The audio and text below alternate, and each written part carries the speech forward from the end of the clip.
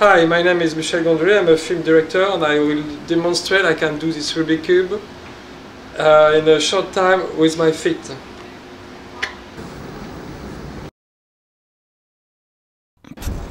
Michel Gondry, one of the most stylistically dazzling, narratively courageous, and innovative directors.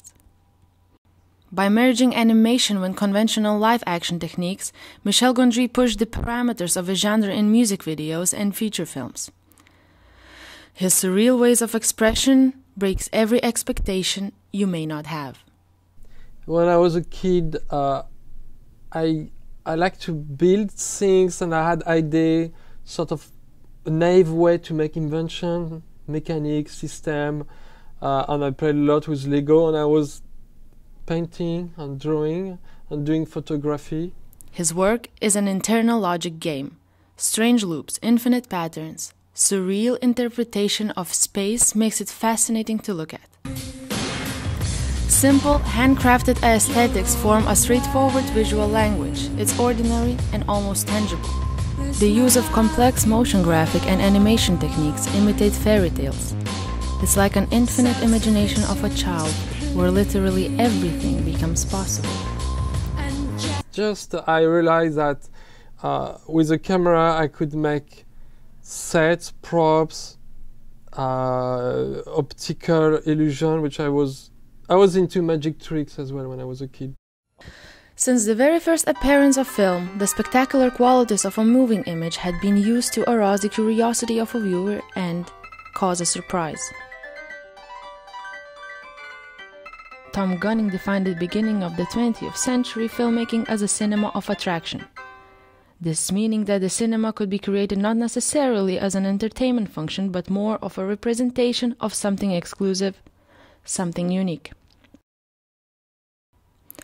Gondry is compared with Georges Méliès, a French trick photography pioneer, in regards to their mutual delight in visual illusion and the magic of the moving image.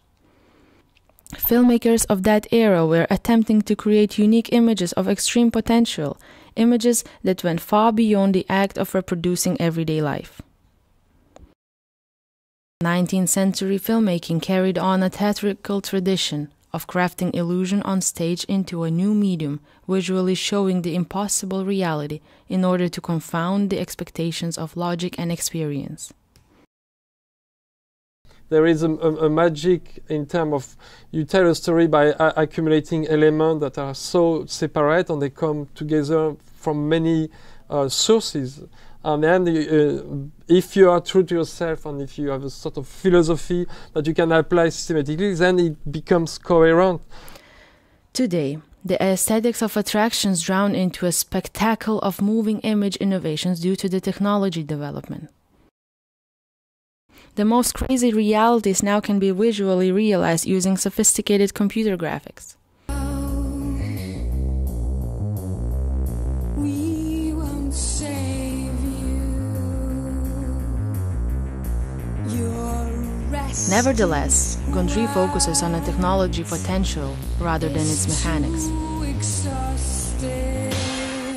There is a clear appreciation of analog and genuine spatial reality in his work. The conscious artificiality of a medium gives us a pleasure of intelligence.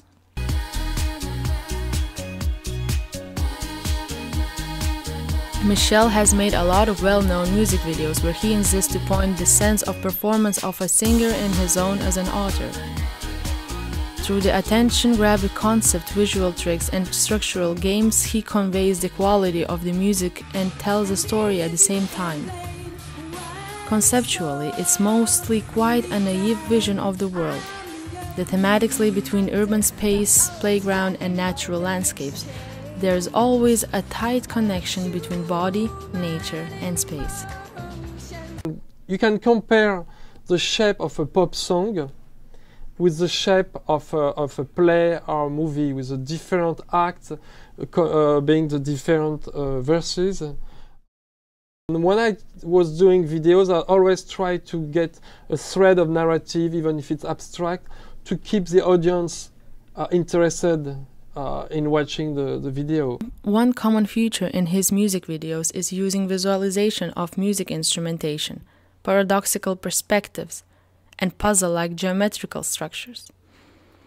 So where does he get his inspiration from? It's funny, I dream a lot, but I'm not a very good sleeper. When asked about his inspiration, Gondry mentions Louis Maillet and his most surreal farce, Saisie dans le métro, which use practical effects as the stream of consciousness elements to visualize the improbable.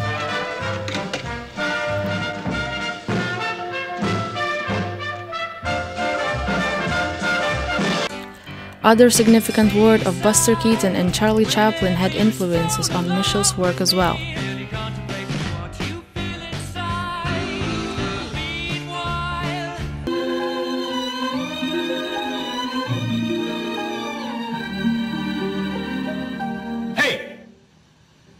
Quit stalling, get back to work. Go on.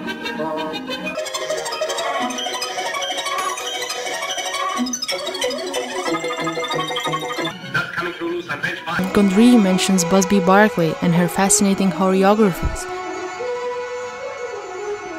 Broadway rhythm, it's got me, everybody dance. Broadway rhythm, it's got me, everybody dance. It's difficult to see Gondry's influence on other filmmakers today in the postmodern era of attractions.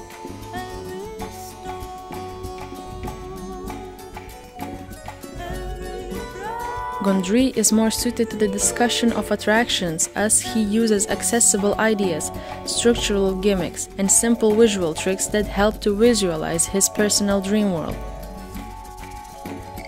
And that forms a unique and powerful identity of an auteur. Thank you for your attention.